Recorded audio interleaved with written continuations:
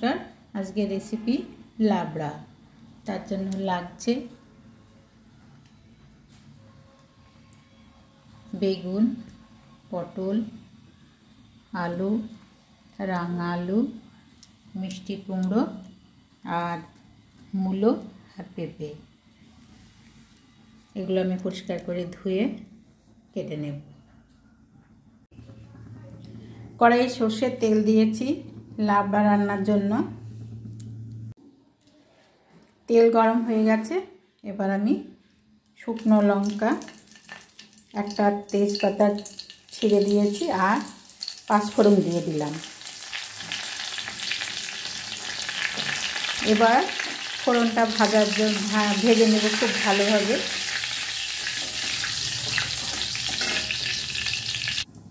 ফোড়নের সুগন্ধ বেরিয়ে এসছে। এবার আমি সবজিগুলো একে একে দিয়ে দেব। আলু দিয়ে দিলাম। শক্ত সবজিগুলো আগে দিয়ে দিচ্ছি। পেঁপে, রাঙা আলু আর কাঁচা কলা। খানিকক্ষণ আমি নাড়িয়ে নেব।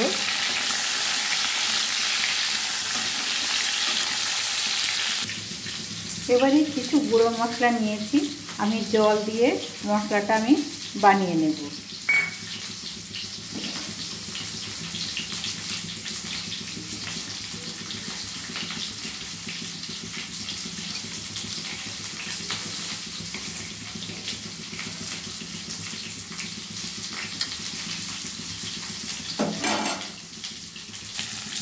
এই সময়ে গ্রেট করা আদাটা আমি দিয়ে দেব।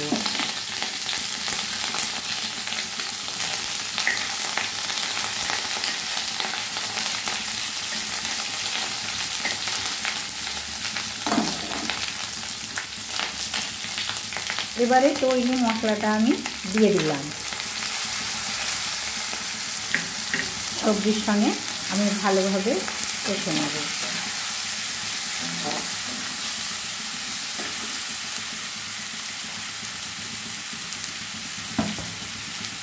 এরপর আমি মূলোগুলো দিয়ে দিলাম।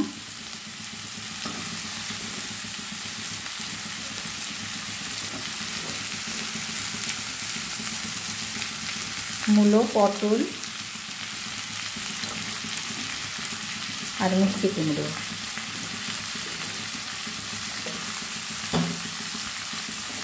সবজিগুলো আমি খুব ভালোভাবে কষে নেব।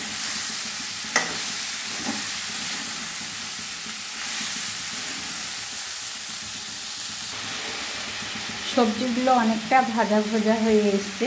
এই সময়ে আমি বরবটিগুলো দিয়ে দেব।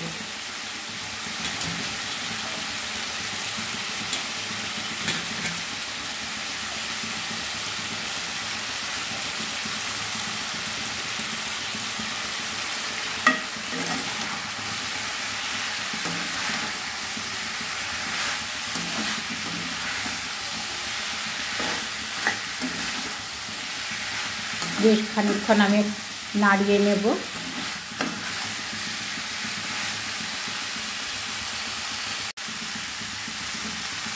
সব শেষে আমি বেগুনগুলো দিয়ে দেব।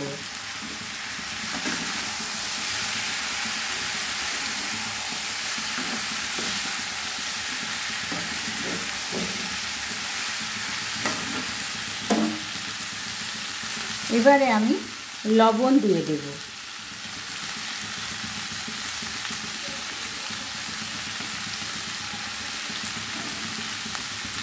গ্যাসের ফ্লেম মিডিয়ামে রেখে আমি লাবড়া রান্না করব।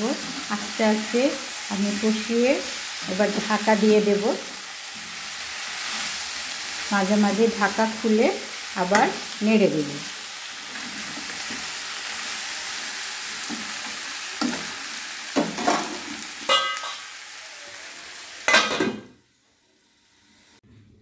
এবার ঢাকাটা খুলে আবারও নাড়ব।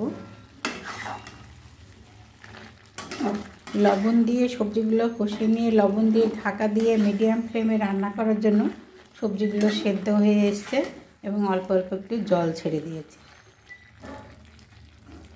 লাবড়া রেসিপি অনেকগুলো মশলা অনেকগুলো সবজি দিতে দিতে বেশ ভালোই তৈরি হয়ে যায়। ওই জন্য আগেকার যুগের মা ঠাকুমারা বলতো এটা লক্ষ্মীমন্ত সবজি।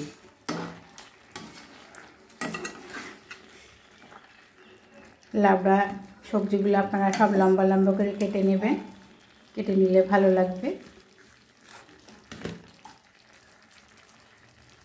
এবারে আমি অল্প একটু মিষ্টি দিয়ে দেব,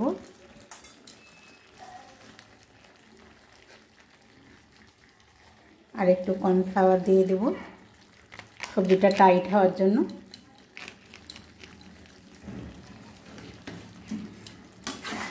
এবার খানিকক্ষণ আমি এইভাবে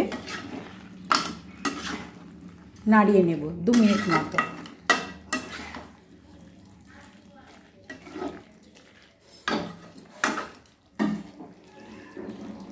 এবারে অল্প একটু ঘি দিয়ে নামিয়ে নেব।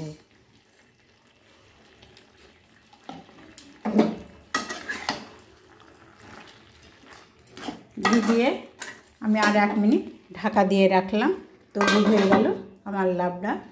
কেমন লাগলো বলবেন, যদি ভালো লাগে অবশ্যই চ্যানেলটিকে সাবস্ক্রাইব করবেন, একটা লাইক দেবেন। সবাই ভালো থাকবেন, সুস্থ থাকবেন। আজকের মতো ভিডিও এই পর্যন্তই।